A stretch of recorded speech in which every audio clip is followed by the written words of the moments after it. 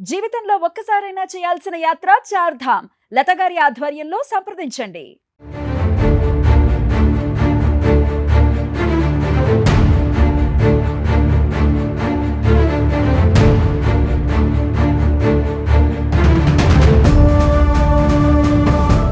పామూరు మండలం పరిధిలో అయ్యవారిపల్లి గ్రామంలో బోడా మాధవి అనే టీచర్. ఈ అమ్మాయి గత సంవత్సర కాలం నుండి సెయింట్ మార్క్ స్కూల్లో టీచర్గా పనిచేస్తుంది.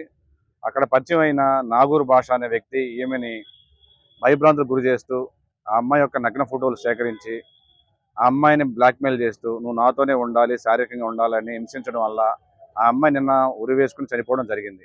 దానిపైన కేసు నమోదు చేసి దర్యాప్తు చేస్తున్నాం.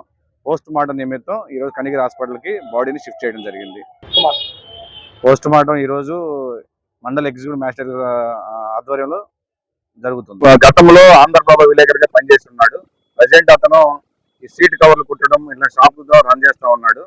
వాళ్ళ పిల్లలు ఎవరైతే ముద్దాయి పిల్లలు ఆ స్కూల్లో అమ్మాయి పనిచేసే స్కూల్లో చదవడం వల్ల అమ్మాయితో చనువుగా పరిచయం ఏర్పడి అమ్మాయి దగ్గర ఉన్న నగ్న ఫోటోలను సేకరించి అమ్మాయిని బ్లాక్మెయిల్ చేయడం, తద్వారా అమ్మాయి అవన్నీ భయభ్రాంతికి గురయ్యి నిన్న ఉరేసుకుని చనిపోవడం జరిగింది. దానిపైన కేసు నమోదు చేసి దర్యాప్తు చేస్తాం. అయ్యవారిపల్లి గ్రామస్తుడు వాడు కొండారెడ్డిపల్లి నాగూరు అనే అబ్బాయి కూడా కాదు, ముగ్గురు బిడ్డల తండ్రి.